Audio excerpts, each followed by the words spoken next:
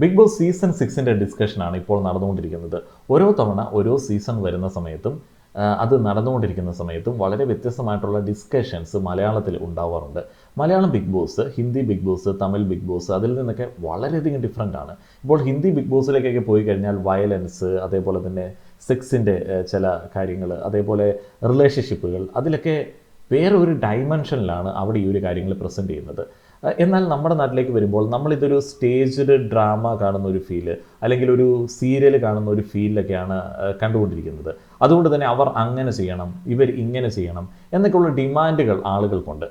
ശരിക്കും big brother reality ഷോയുടെ ഒരു ഫോർമാറ്റിനെ കുറിച്ചിട്ട് വായിക്കുകയാണെന്നുണ്ടെങ്കിൽ, while in the house the contestants are completely isolated from the outside world without any contact with those not in the house. The rule could be bypassed in the event of a medical injury, a family emergency or death. The format of the series is viewed as a social experiment. നമ്മളിതൊരു social experiment എന്നുള്ള രീതിയിൽ കാണേണ്ട ഒരു ഷോയാണ്. അവരെന്ത് ചെയ്യണമെന്നുള്ളത് നമ്മൾ predict ചെയ്യാൻ പാടില്ല, അവരെന്ത് ചെയ്യണമെന്നുള്ളത് നമ്മൾ ഡിമാൻഡ് ചെയ്യാൻ പാടില്ല.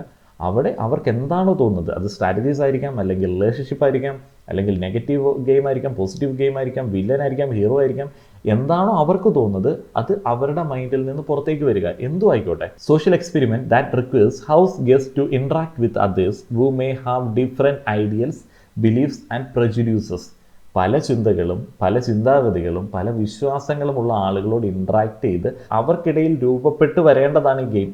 Although it is a competition, the series allows viewers to witness the relationship formed in the house and the behavior of the house guests. ഇവിടെ ഈ ഹൗസ് ഗസ്റ്റുകൾ തമ്മിലുള്ള ബന്ധം, പലതരത്തിലുള്ള ബന്ധങ്ങൾ അത് രൂപപ്പെട്ടു വരുന്നത് നമ്മൾ കാണാൻ സാധ്യതയുണ്ട്. അപ്പോൾ ആ ഒരു ബന്ധത്തിനകത്ത് ഇപ്പോൾ നമുക്ക് അതിനകത്ത് ഇങ്ങനെ പറയാൻ പറ്റില്ല, വിവാഹിതനായിട്ടുള്ള ഒരാൾ വന്നിട്ട് അവിവാഹിതയായിട്ടുള്ള ഒരാളെ പ്രണയിച്ചു, അല്ലെങ്കിൽ വിവാഹിതരായിട്ടുള്ള രണ്ടാളുകൾ ഹൗസിൽ വന്നിട്ട് അങ്ങോട്ടും ഇങ്ങോട്ടും പ്രണയിച്ചു, അയ്യോ അത് പറ്റില്ല, അത് ഞങ്ങളുടെ സദാചാര മൂല്യങ്ങൾക്ക് വിരുദ്ധമാണ്, ബിഗ് ബോസ് അവരെ പുറത്താക്കൂ എന്ന് പറയുന്ന ഒരു ഫോർമാറ്റ് അല്ല ഇത്.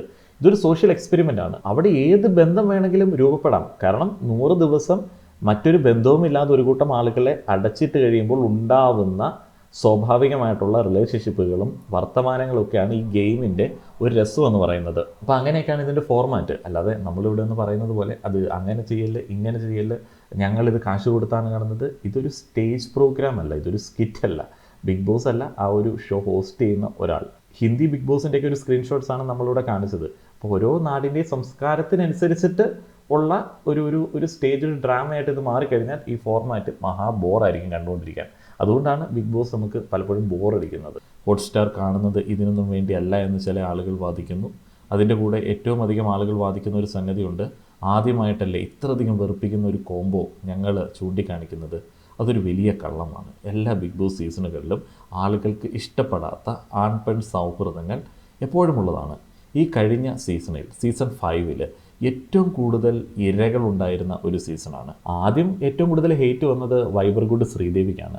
വിഷ്ണു, വൈബർഗുഡ് ശ്രീദേവി അവർ തമ്മിലുള്ള ഒരു കോംബോ, അത് ശരിയല്ല, വൈബർഗുഡ് അങ്ങനെ ചെയ്യുന്നു, വിഷ്ണു അതിനെ സപ്പോർട്ട് ചെയ്യുന്നു. പക്ഷെ പിന്നീട് വിഷ്ണു പുറത്തുള്ള ഒരു ഇമേജിനെ കുറിച്ചിട്ടുള്ള ഒരു ചിന്ത വെച്ചിട്ട് നൈസായിട്ട് അതിനെ നോക്കിക്കണ്ട് അപ്രോച്ച് ചെയ്ത് ഇമോഷൻസിന് പ്രാധാന്യം കൊടുക്കാതെ കളിക്കുന്നുണ്ട്. അങ്ങനെ ആ ഒരു ഹെയ്റ്റ് ആളുകൾക്ക് അങ്ങനെ മാറി വരുന്നു. ശരിക്കും ആദ്യഘട്ടത്തിൽ ഏറ്റവും കൂടുതൽ ഹെയ്റ്റ് വൈബർഗുഡിനായിരുന്നു ഉണ്ടായിരുന്നത്. അങ്ങനെ വൈബർഗുഡ് പുറത്തേക്ക് പോയപ്പോഴത്തേന് അഞ്ജു റോഷ് വന്നു. അഞ്ജു റോഷ് തൻ്റെ ഒരു ക്രഷ് റെനീഷ റഹ്മാനോട് പറഞ്ഞതിനാൽ അഞ്ജു റോഷിനെ കോഴി എന്നുള്ള രീതിയിൽ ഇവിടെയുള്ള എല്ലാ പ്രേക്ഷകരും നല്ല രീതിയിൽ അങ്ങോട്ട് റോസ്റ്റ് ചെയ്തു. ആ കോഴി വിളി വളരെ രസകരമായിട്ട് ആദ്യഘട്ടങ്ങളിൽ പോയിട്ടുണ്ട് എന്നുണ്ടെങ്കിൽ പിന്നീട് അത് വളരെ മോശമായിട്ടുള്ള ലൈംഗികത കലർന്നിട്ടുള്ള, മലയാളികളുടെ സെക്ഷൽ ഫ്രസ്ട്രേഷൻ കലർന്നിട്ടുള്ള ഒരു ഹെയ്റ്റിലേക്ക് പോയി. വളരെ മോശമായിട്ടുള്ള ഒരു ഹെയ്റ്റിലേക്ക് പോയി. അഞ്ജു റോഷ് പുറത്തു പോകുന്നു. അഞ്ജു റോഷിൻ്റെ റിലേഷൻഷിപ്പിനെ അത് ബാധിക്കുന്നു. അതിനുശേഷം പുറത്തു വന്ന അഞ്ജു റോഷ് കരഞ്ഞുകൊണ്ട് പല മാധ്യമങ്ങൾക്കും ഇൻ്റർവ്യൂ കൊടുത്തത് നമ്മൾ കണ്ടതാണ്. അതിനുശേഷം അവിടെ ഉണ്ടായ ഇര എന്ന് പറയുന്നത് ശ്രുതിയാണ്. ശ്രുതി വളരെ മികച്ച രീതിയിൽ ഗെയിം കളിച്ച് മുന്നോട്ടേക്ക് പോയി. നല്ല ഒരു ഗെയിമറായിട്ട് വന്ന് നല്ല അടിപൊളി ജെന്യുവിനായിട്ടുള്ള ഒരു ഗെയിമറായിരുന്നു. പക്ഷേ അതിനുശേഷം ഒരു ഘട്ടത്തിൽ ശ്രുതിയും എവിക്റ്റ് ആവുന്ന ആ ഒരു സാഹചര്യത്തിലൊക്കെ റിനോഷ് ശ്രുതി തമ്മിലുള്ള ഒരു ബന്ധത്തെക്കുറിച്ചിട്ടൊക്കെ ഇതൊരു ബ്രദർ സിസ്റ്റർ ബന്ധമല്ല, ഇത് ഞങ്ങൾക്ക് ഇങ്ങനെയല്ല, ഇത് ഞങ്ങളെ തെറ്റിദ്ധരിപ്പിക്കുകയാണ്, ഇത് അങ്ങനെയല്ല എന്ന് പറഞ്ഞ് ഇതേപോലെ ആളുകൾ ജഡ്ജ് ചെയ്യുന്നുണ്ടായിരുന്നു. ആളുകൾ ജഡ്ജ് ചെയ്ത് വളരെ മോശമായിട്ട് ഹെയ്റ്റ് കമൻസും അവരുടെ ഹസ്ബൻഡിന് മെസ്സേജ് അയക്കലും പരിപാടികളും അവരുടെ പേജിൽ കമൻ്റ് ഇടലും പരിപാടികളൊക്കെ ആയിട്ട് ഇതേപോലെ തന്നെ മലയാളികൾ പോവുകയുണ്ടായി. മലയാളികൾക്ക് വലിയ പേടിയാണ്, ഞങ്ങളെ തെറ്റിദ്ധരിപ്പിക്കുന്നു. എന്തിനാണ് അത്രയധികം അത് ഉള്ളിലേക്ക് എടുക്കുന്നത്? ഒരു ആണും പെണ്ണും ചേർന്നിരുന്ന് കഴിഞ്ഞാൽ അത് റിലേഷൻഷിപ്പ് ആവാം, ആവാതിരിക്കാം. അത് നമ്മളെ അഫക്റ്റ് ചെയ്യുന്ന എന്തിനാണ് എന്നുള്ള ചോദ്യം അന്നും ആളുകൾ ചോദിക്കുകയുണ്ടായി. ശ്രുതിയും റിനോഷും തമ്മിലുള്ള ഒരു സൗഹൃദം ഞങ്ങൾക്ക് തീരെ പറ്റുന്നില്ല. അഞ്ചു റോഷ് റിനീഷ റഹ്മാനോട് അങ്ങനെ പെരുമാറുന്നത് ഞങ്ങൾക്ക് തീരെ പറ്റുന്നില്ല. ഇനി അത് കഴിഞ്ഞിട്ട് അടുത്തതാരാണ്? സെറീന സാഗർ. വലിയ ഹെയ്റ്റ്, സെറീനയ്ക്കെതിരെ വലിയ ഹെയ്റ്റ് ഉണ്ടാകുന്നു, വൻ ഹെയ്റ്റ് ഉണ്ടാകുന്നു. ആ ഹെയ്റ്റും കാര്യങ്ങളെല്ലാം കഴിഞ്ഞിട്ട് സാഗർ പുറത്തേക്ക് പോകുന്നു. അപ്പോൾ സെറീന പതുക്കെ ഗെയിം എന്നുള്ളൊരു രീതിയിലേക്ക് തിരികെ കയറി വരുന്നു. ആ ഒരു ഹെയ്റ്റ് പതിയെ അവസാനിക്കുന്നു. ഇപ്പോൾ സെറീന സാഗർ തമ്മിലുള്ള ആ ഒരു റിലേഷൻഷിപ്പിനെയൊക്കെ വളരെയധികം ഗ്ലോറിഫൈ ചെയ്യുന്ന ആളുകളെ കാണാനായിട്ട് സാധിക്കും. എന്നാൽ അത് അന്ന് അധികം ആളുകൾ ആരും പറഞ്ഞിട്ടില്ല. എല്ലാ ആളുകൾക്കും വലിയ ഹെയ്റ്റ് അവരോടുണ്ടായിരുന്നു, ആ ഒരു കോംബോയോട് ഉണ്ടായിരുന്നു.